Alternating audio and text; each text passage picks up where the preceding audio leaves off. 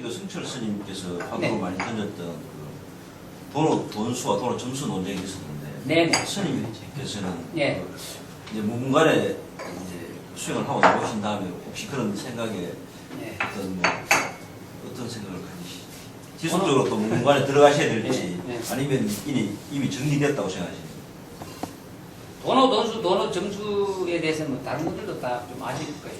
도노 돈수라면 깨달음이라는 것은 단박이지 그냥 오랫동안 수행을 통해서 얻는 것은 아니다. 이런 의미. 점수는 오랫동안 수행을 통해 가지고 그런 바탕 위에서 이제 깨달음을 얻는다. 뭐 이런 식으로 다 이해를 하고 계시죠. 이제 제가 그 책에도 나와 있지만 보면은 이제 제가 개성하는 얼평은 이런 내용이 있습니다. 물건도 사유를 해보시면 뭐 옳고 그런지 또 우리 계속 이제 끝없이 이제 발전하기 위해서는 이제 옳고 그런 걸 좀 이렇게 드러내서 좀 이렇게 막 이렇게 논쟁도 할 필요가 있죠. 반드시. 그죠? 무조건 막무가내 따라서는 안 되죠. 뭐 저 사람이 모른지 그런지 또 저도 문제가 있으면 얼마든지 지적을 해가지고 서로 이렇게 경쟁하는 가운데 또 논쟁하는 가운데 발전을 하거든요. 이제 한 발자국도 떼지 않는 이것 이렇게 제가 개성을 얼평한 게 있습니다. 천만 발자국 떼어 구할 바 없는 중생을 다 제도하리라 이렇게 쓴 것이 있죠. 이게 한 발자국 떼지 않고 얻는 이것 이게 도노입니다. 도노적인 이야기죠. 도노적인 이야기. 그죠? 손 까딱할 필요 없다는 거죠. 깨달음 얻는 데는. 깨달음 얻는 데는 그럴 필요가 전혀 없다는 얘기죠. 도노적인 부분이에요.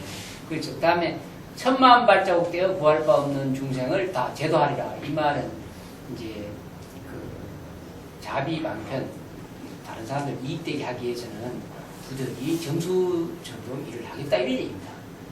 수많은 고통받고 괴로워하는 사람들을 위해서는 한 발자국 뗄 수 없는 것이긴 하지만은 미혹한 그런 고통받고 괴로운 중생들을 위해서는 천만 발자국 떼어 다 이끌어서 제도하리라 이렇게 썼죠. 도노 점수를 그런 입장으로 보시면 됩니다. 점수적인 입장은 미혹되고 고통받고 괴로워하는 중생에게 존재하는 분들을 이끌기 위해서 자비방편으로 쓰는 방법. 저는 그렇게 보거든요. 깨달음하고 상관없이 그거는 이제 그렇게 법을 펴려고 하는 사람들의 입장에서 저는 점수를 말하고 싶고, 도노는 진리라는 게 그렇습니다. 진리라는 게. 우리가 진리라는 오직 단 하나의 진실된 것, 단 하나의 것, 그렇게 말해줘. 진리. 오직 단 하나 올바른 것, 그런 거 말해줘. 진리라는 것이 뭐 구분이 있다거나 또 진리 아닌 것이 있다고 그러면 지금 진리라고 할 수 없죠.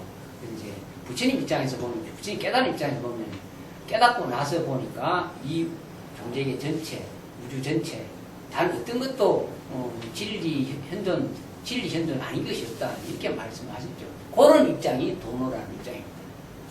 이해가 가시죠? 예. 그래서 이제 승철 스님이나 일반 큰 스님들 도노 점수 논쟁은 아무 의미가 없는 거죠. 괜히 말장난일 뿐이죠. 예.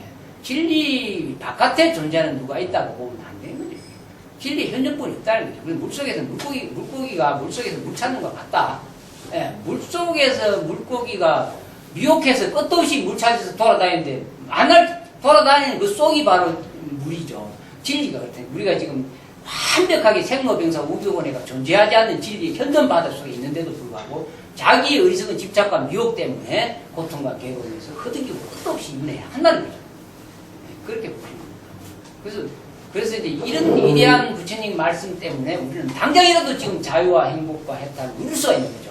지금 당장에 뒤바뀐 한 생광 돌이키면 바로 이 순간에 어떤 손 하나 쓰지 않고 바로 진리의 현존 속에서 생사를 도달하고 자유와 해탈을 누릴 수가 있다는 거죠. 지금 당장에. 그렇기 때문에 위대한 거죠. 지금 당장이라도 미혹되는 한 생각에서 벗어나는 거예요. 근데 그게 안 된다는 거예요. 너무나 오랫동안 습관적, 관념 쪽에 사로잡혀서 사물을 보는 것도 마찬가지고, 우리는 이 컵이라는 언어 문자나 이런 물질적인 개념, 관념에 사로잡혀서 이건 반드시 컵이어야 하고 유리로 만드는 것이야. 이런 개념에서 못 벗어나요. 이제 물거품과 같이 존재하는 가상의 환의 물건들인데도 불구하고 우리는 미혹된 관념과 업보 속에서 의식의 무지 속에서 이걸 변화를 못 시키는 거죠. 존재하지 않는 것에 대한 존재성을 준 거죠. 인간의 의식들이, 무지의 의식들이 존재성을 부여한 겁니다. 관념의 존재성을 부여해서 실제하게 되는 거죠. 모든 게. 그래 놓고는 우리가 거기서 못 벗어나옵니다. 미안하지만 환입니다. 꿈과 같은 겁니다. 그래서 꿈 깨라는 거예요. 여기서부터 출발하셔야 됩니다. 네. 변화를 시켜서 깨달음을 얻는다는 절대 아니라는 거 꼭 문제입니다. 우리 착각만 벗어나면은 현존의 진리를 바로 눈앞에서 볼 수 있다.